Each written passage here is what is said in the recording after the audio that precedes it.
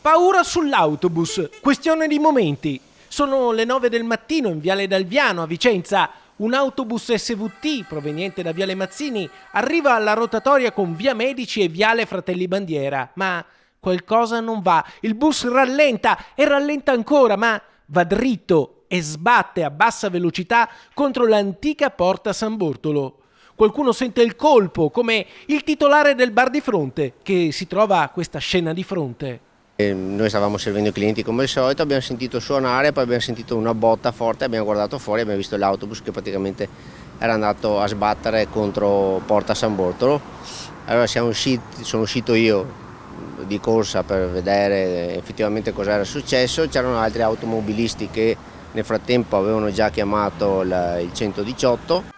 Sul posto arriva l'ambulanza, ma per fortuna non ci sono feriti. L'autista sembrerebbe che possa aver avuto un piccolo malore, ma dopo l'incidente si sarebbe subito ripreso. Quando sono arrivato io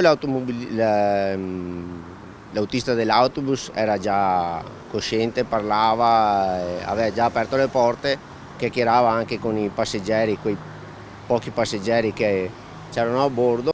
Sull'erba della rotatoria ci sono ancora i segni delle ruote del bus. La terra è sollevata, un piccolo palo con un'insegna pubblicitaria è divelto. Per fortuna però nessuno si è fatto male. Il bus si è quasi appoggiato alle mura antiche grazie anche alla prontezza dell'autista che è riuscito quasi a fermarsi. Nessun ferito, né tra passeggeri né altri automobilisti, nessun altro è stato coinvolto. Sul posto la polizia locale ha effettuato i rilievi dell'incidente, poi SVT con i propri mezzi specializzati ha rimosso il pullman. Poi sono arrivati i vigili e nel giro di un quarto d'ora, 20 minuti era già tutto a posto.